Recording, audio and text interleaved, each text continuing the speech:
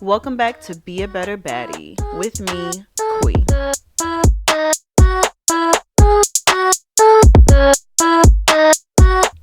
Welcome back to the podcast. My name is Quenisha, and I, of course, am your host of this wonderful podcast. Today's a little off the cuff, but I think it's necessary. It's not my typical content, but it really does align with everything. So today I'm talking about sleep hygiene. If you're listening to this, you're a baddie. Baddies need sleep because you can't be a real baddie if you're tired and your brain's not functioning at its best. That's just it. So over the past few months, I'd say over the past few this last year more so, I think I've really honed into my sleep because I've started to have problems with my sleep within this past year. So typically, I haven't had an issue falling asleep or waking up, but now I don't know. Now there have been issues with me falling asleep. I don't know if it's me getting older, like my body just changing. It could be. I probably should look into that, but something happened. So I decided to really examine my habits and the things I was consuming because that plays a role in my sleep, right? So how much caffeine I'm drinking and what time I'm drinking that caffeine and how much alcohol I'm consuming and when I consume that and what my nighttime routine looks like, what it looks like in the morning when I wake up, and trying to eliminate as many stress triggers as possible, really. So I I'm in a place now where I really value my sleep. No, I just can't fall asleep and then be like, I'll wake up when I wake up. No ma'am. I need my 7 to 8 hours of sleep because when I wake up, I want to feel refreshed. I want to feel good. I want to feel energized. I want to feel ready for the next day. Right? So all these things, now I'm I need to do. So whether it's me writing down everything I need to do the next day because my brain is on go, go, go mode, just writing it down, making sure I have written down in a place before I go to sleep so I don't spend the whole night thinking about it, I'm going to do it. Making sure I have my water next to the bed because at some point in the night, I will wake up and I want to drink water. I'm going to do it. If I need to set 3 alarms for the next morning, I'm going to do it, you know? And really, the bottom line is some of y'all really not taking y'all sleep seriously. And trust, your body will reap the consequences. Every species of animal has to sleep. Think about the fact that a lion has to sleep or a gazelle. Any animal in the wild has to sleep even though they know they could be killed during their sleep. It puts us at a very vulnerable position, but we have to sleep. You have to.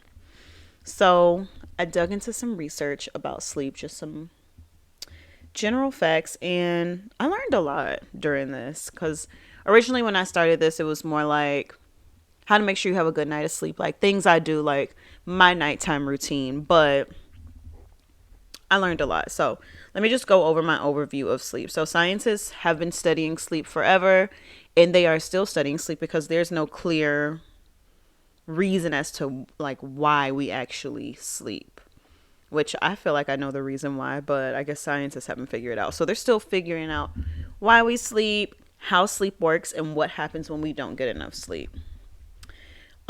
Sleep impacts every system in your body, and your brain is heavily involved in the sleep process. So we know that our body goes through different cycles, etc. when we're sleeping. So our brain plays a big role in that. In adults, a lack of sleep has been associated with a wide range of negative health consequences, including cardiovascular problems, weakened immune system, higher risk of obesity and type 2 diabetes, impaired thinking and memory, mental health problems like depression and anxiety. All that can happen with you not sleeping. Some of y'all just really need to go to sleep.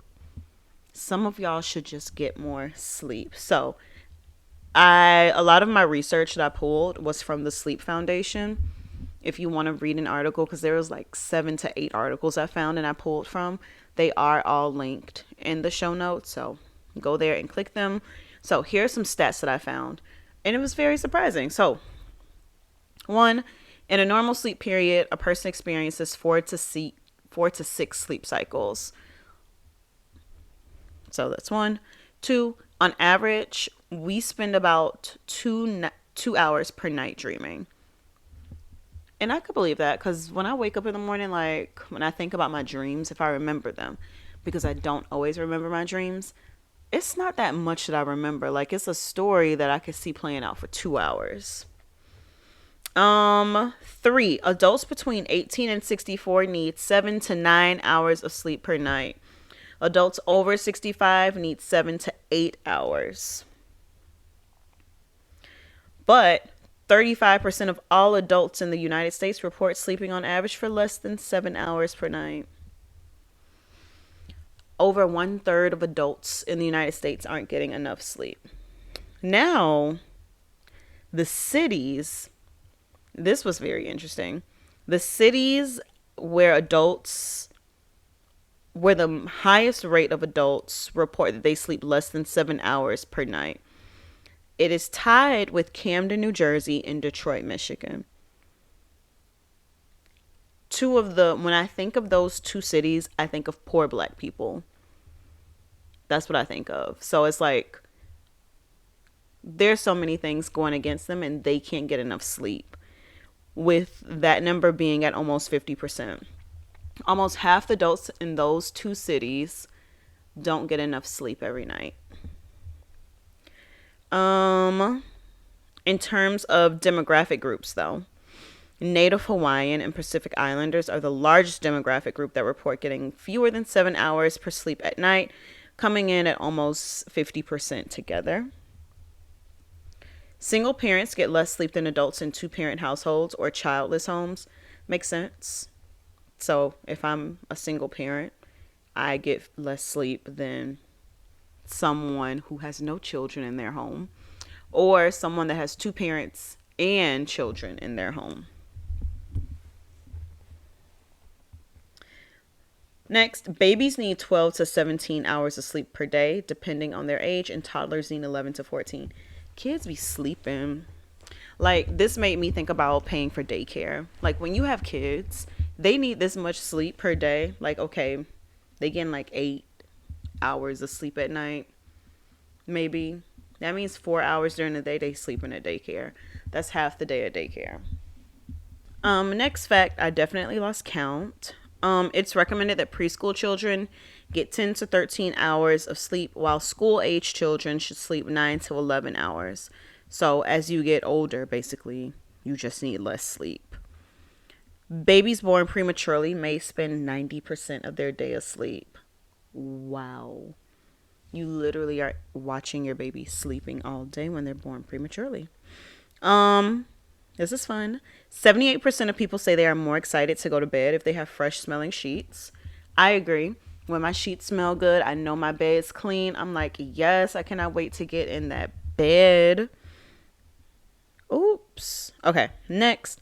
Drinking more than 2 servings of alcohol per day for men and more than 1 serving per day for women has been found to decrease sleep quality by almost 40%. Wowzers. About 80% of the people who take prescription sleep medications experience residual effects like oversleeping, feeling groggy, or having a hard time concentrating the next day. And then in a study of, this one got me. In a study of 31 melatonin supplements sold in stores, 71% were not within the 10% of their listed dosage. Those melatonin people are lying, and I can tell you now why. Like, I can tell you, I can't tell you why, but I can tell you that that is accurate. So before I jump into like the sleep hygiene stuff, like I have tried melatonin. Every time I try it, like I do fall asleep. I think it relaxes my body, but then I end up waking up at 2 a.m. It never keeps me asleep throughout the whole night. So reading this, I'm just like, you know what? Thank you so much for telling me this truth. Now, that brings me to the topic of the day. What's sleep hygiene? And what are some sleep hygiene tips and tricks I have for you? So sleep hygiene is basically habits and practices that affect your sleep. You can have healthy sleep hygiene or unhealthy sleep hygiene. I'm sure we have all have a mix because no one has a perfect anything. But I'm just going to name, I think I have 10 things. Yep, I have about 10 things I do to help me improve, help me stay asleep, fall asleep and stay asleep. If you don't do these things, I suggest you try them. If you do them, shout out to you. Super proud of you. And yeah, let's get into it. Number one is wear comfy pajamas. This is subjective, right? Some of us may like silk. Some of us may like to sleep naked. Some of us may like pants. Some of us may like shorts. Some of us may like socks. Like, it really depends. For me, my pajamas have to be soft, non-constricting, and breathable.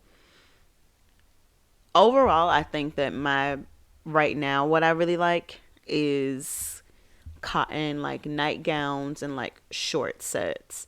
When it gets cold, then I'll do some long pants. But I live in Texas.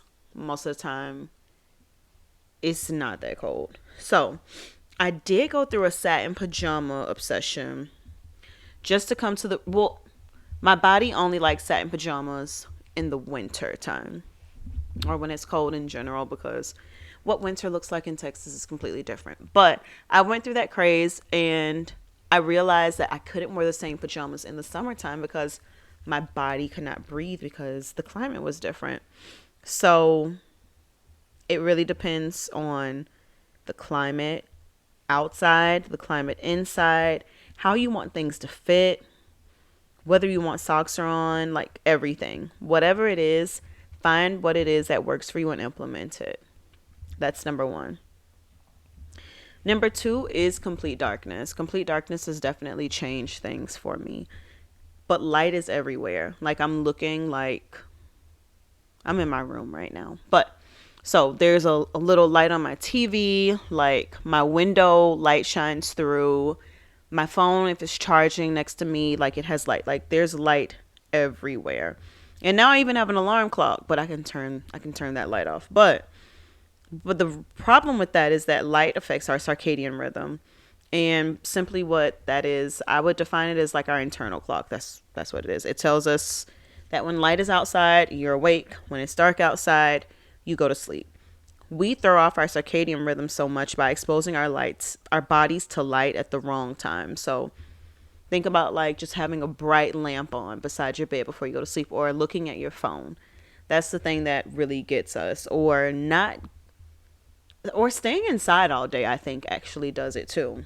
Staying inside all day will throw off your circadian rhythm. So your body not knowing how much sun is outside at that present moment, or blah blah blah, etc. So I'm not always the best at, because like all the sleep experts are going to tell you, turn your phone off, put it on the other side of the room, etc. Like, I mean, sometimes I do look at my phone at night, but I have found some tips and tricks to kind of make my phone less appealing. So the first thing that I do to make my phone less appealing is change the color settings. So maybe I'll make it black and white, or I put it on extra dim. Like, I have it automatically set to change at a certain time.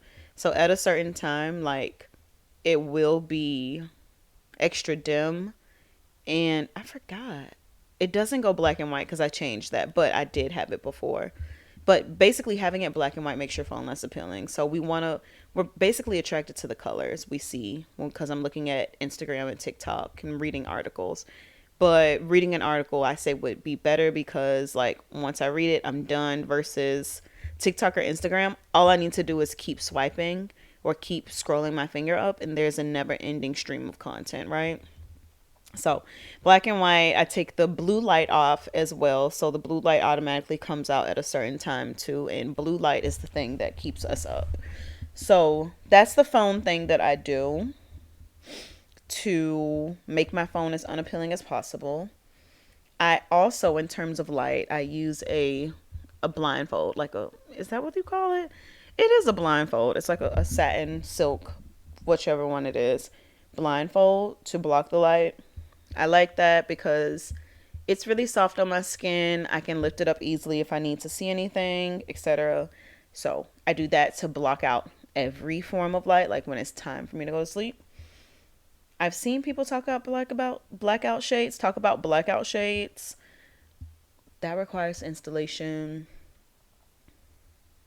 I'm not doing that. I don't feel like installing anything. Okay. Great. Um Number 3 kind of ties into number 2. So about the phone. So again, experts typically say don't sleep with your phone near you. I'm a little too paranoid to not sleep with my phone near me. So I still do sleep with it beside me, but I do put it on do not disturb and just put in the settings, right? So certain contacts can get through do not disturb and certain apps can give me notifications. Other than that, everything else is blocked until the next morning. That that has been great for me. So, if you are a phone person, you want to keep your phone on because I just feel like what if there's an emergency? Like at least like give me the chance to pick up the phone. That's what I've done. So just change the settings to let certain contacts bypass do not disturb and give those apps also permission to give you notifications. Number 4, my favorite, make it cold. I can't be in bed sweating. I can't. I want it to be cold because I want to be under a cover, preferably something thick. Like I like a good comforter. Now, according to my research, the ideal temperature for sleep is about 65 degrees. That sounds like a high electricity bill, and I'm not really trying to do that. So, put your AC up to whatever you can afford, and I usually supplement it with a fan. So, if I still feel like I'm too hot, I will put a fan on, but for the most part, 70 degrees is the coldest I will go in my house. That's 70 degrees is the most I can afford. But also, don't be afraid to use a fan to supplement it. Like, fans are great. Okay. Oh, but also, one more thing. Don't sleep with the fan in your face. You're going to get sick. You will get sick. Next thing, this is number 5 on the list. Be sure you engage in physical activity during the day, and I guess, no, physical and mental activity during the day. Like by the end of the night, you do want to be tired. So do make sure that whether it's you working out, you getting all your steps, um, doing things that will mentally and physically exhaust you throughout the day is going to help you burn energy. And burning energy is going to make you feel tired at the end of the night. I find it really interesting that it's mostly my mental energy keeping me up at night. So, one thing that I do is a brain dump at night. So, writing down everything that I am thinking at that time because I've always have a million and one thoughts going on at a time. So, writing all of that down, making my list that I want to make because I'm thinking, oh, when I go to the store, I want to pick this up, or oh, I want to write a podcast about this, or oh, like I want to do this, or I even have recordings in my phone of like little songs, and I'm like, this is a good song, y'all. I have not recorded a song in years, but I still have them in my phone right now because you can't tell me nothing. So, engage in physical and mental activity throughout the day that will be sure to tire you out. Number 6, eat dinner. I can't go to sleep hungry. I can't. They say don't go to sleep mad. I say don't go to sleep hungry. Eat something. If you're feeling hungry, eat something. I know sometimes I just won't eat. Like I'll stop eating around like 6 if I'm, trying to be extremely cognizant of that. And I'll be okay because I made sure I ate enough throughout the day. But if you find that you're hungry, you won't be able to go to sleep. At least in my case, I won't be able to go to sleep because I'll be thinking about all the things that I could eat that I didn't eat. So, research says that you shouldn't eat within 2 hours of bed. And if you do, eat something light. Okay. Number 7 is to limit your alcohol consumption. For me, whenever I drink, I know I'm not going to sleep well because I don't know what it is like. There's the research out there. Like, look it up. I didn't do research for this one. I just know it to be fact. So I think alcohol is one of those things that helps you fall asleep quickly. But as far as the quality of your sleep, you compromise that. So no alcohol for me if I know I want to have a good night's sleep. Number 8. Okay. Limit your naps. And I would not say that. I think I want to change it to nap smarter. And I say that because I know this one can be pretty controversial. No long naps. Keep them short, less than 20 minutes, because anything longer than that is going to ruin your sleep for the night, especially in my case. So if I take a long nap, I know I'm going to be up all night long. Naps only benefit me when they're extremely short. Like, I'm just closing my eyes to relax for a second, just really, gathering myself. Or if I know I had zero sleep the night before. So if I've only had 2 hours of sleep, I can take a nap then and I will be okay because I need to go to sleep. So according to my trusted resources, let me see. Okay, so they say that a short nap is good and can reap some benefits like improving your memory, making you more creative, and improving your alertness, among many other things. So taking a nap is healthy. It has health benefits, right? But it's a short nap, okay? So when you take a nap that's too long, you go into something that's called sleep inertia, which is the feeling of grogginess, disorientation, drowsiness, and cognitive impairment that immediately follows waking up. This sleep inertia can last anywhere from 15 minutes to a few hours. So if you take a nap that's too long, you're not going to feel fully awake after. Now, the reason your sleep cycle, not me jumping ahead. Now, the reason you can't sleep or nap too long is because you don't want to enter a sleep cycle. So you know that you sleep in different cycles, and if you wake up in the middle of one, it's bad for you. So if you keep it at 20 minutes, you do not enter a sleep cycle, and that's it.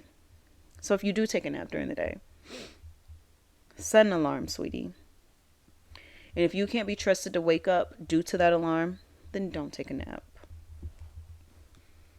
So, no naps. Number 9. This one's my favorite. So, create a nighttime routine and wake up at a consistent time. I really love a good nighttime routine, right? Like the skincare, the reading, the journaling, the checking my doors, the checking the thermostat, the changing the color settings on my phones, the turning on a boring podcast. That's literally my bedtime routine.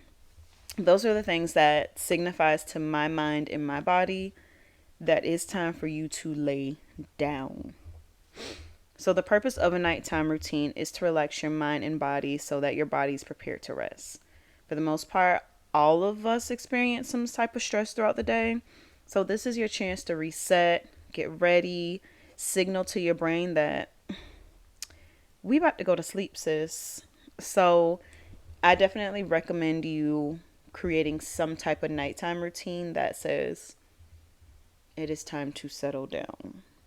All of these things that I'm talking about are somewhat a part of a bedtime routine, right? Your temperature, your pajamas, the light, etc. All those things.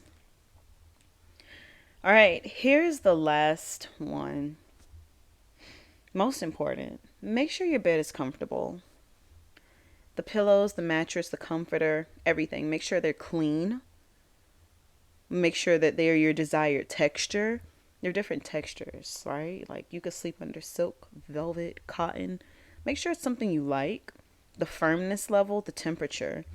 Like all these things are so important. When I'm not comfortable in a bed, I'm not going to sleep. A hack that I've learned is to just bring one of my pillowcases with me. So whenever I go on vacation and I'm sleeping in a bed that is not my own, I will bring one of my pillowcases so that I do have that sense of comfort with me. So whatever you need to do, and again, this is one of those things that's subjective, as everything else in this podcast, but really finding what works for you and what you find comfortable. But make sure your bed is comfortable because you're going to be laying there, sleeping, recharging for the next day. And if it's not comfortable, you're not going to wake up feeling your best self, and then you won't be prepared to take on the day. And therefore, you won't have a good day. So, all that to say, overall, I think too many of you are sleeping on quality sleep. Hopefully, this made you think about how you approach sleep or what you're doing right now so that you can create better sleep hygiene. So, with that, I am checking out.